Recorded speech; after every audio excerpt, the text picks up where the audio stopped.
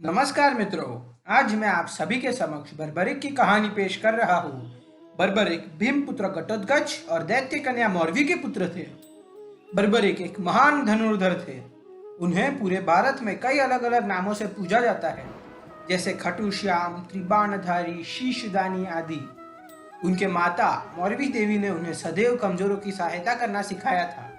बर्बरिक महाभारत के युद्ध में भाग लेना चाहते थे, परंतु उन्होंने अपनी माता को यह वचन दिया कि वे केवल कमजोर पक्ष का साथ देंगे। युद्ध से पूर्व पांडव सेना कमजोर थी, तो वे उनके साथ थे। वे पांडव सेना के महारथियों के साथ महाभारत के पहले दिन की रणनीति बना रहे थे, जब अर्जुन अपनी धनुर्विद्या पर घमंड करते हुए स्वयं को विश्व के सबसे महान धनुर्धर बताते हैं, और वह यह भी कहते हैं कि वह सबसे शीघ्र कौरव सेना का नाश कर सकते हैं। जैसे ही उन्होंने यह कहा, बर्बरिक बोल पड़े, पितामह, मैं कुछ ही क्षणों में महाभारत समाप्त कर सकता हूँ। जैसे ही पार्थ ने यह सुना, उन्होंने श्री कृष्ण से आश्चर्यजनक ध्वनि में पूछा कि क्या बर्बरिक सत्य बोल रहे हैं। उस समय श्री कृष्ण पार्थ को मुस्कुराते हुए जवाब देते हैं, बर्बरिक अपने सामर्थ्य अनुसार ही बात कर रहे हैं। फिर श्री कृष्ण पांडवों और बर्बरिक को शिविर के बाहर एक पीपल के पेड़ के सामने ले आते हैं। वहां जाकर श्री कृष्ण बर्बरिक से कहते हैं कि वह अपने पराक्रम के बारे में कुछ बताए। बर्बरिक श्री कृष्ण से कहते हैं कि उनके तरकश में केवल 3 तीर हैं और वे उन्हीं 3 तीरों के साथ महाभारत समाप्त कर सकते हैं। इससे उनका नाम त्रिबाणधारी पड़ा।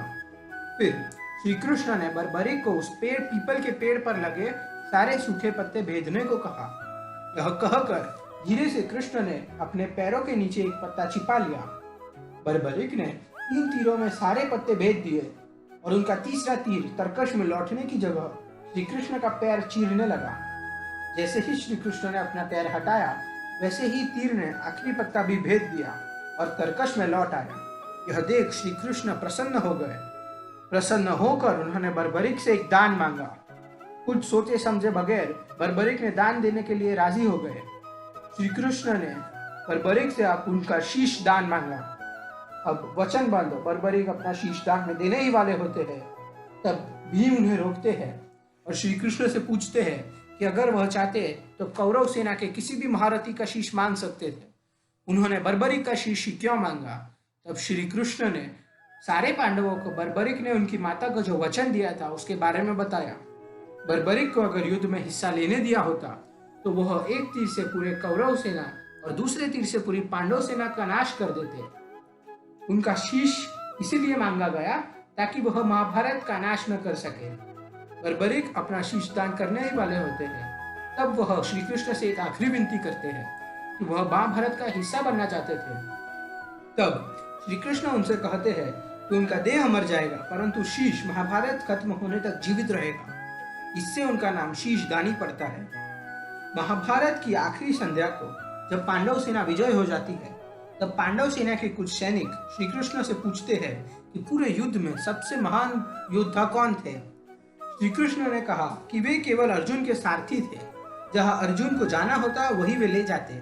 इसलिए उन्होंने पूरा युद्ध नहीं देखा, परंतु बर्बरिक के शीश ने पूरा युद्ध देखा था। तो वह सैनिक शीश निर्जीव हो उससे पूर्व शीश के पास जाते हैं और उससे यही प्रश्न पूछते हैं। बर्बरिक उनसे कहते हैं कि ना अर्जुन महान, न कर्ण महान, न भीम महान, न दुर्योधन महान। उन्होंने वहां बैठे बैठे केवल विष्णु का सुदर्शन चक्र नरसंहार करते हुए देखा था। यही थी कृष्ण की लीला और यही थी बर्बरिक की कहानी। उम्मीद है कि आपको यह वीडियो पसंद आया होगा। प्लीज इस वीडियो को लाइक करें, ज्यादा से ज्यादा लोगों के साथ शेयर करें और चैनल को सब्सक्राइब करें। धन्यवाद।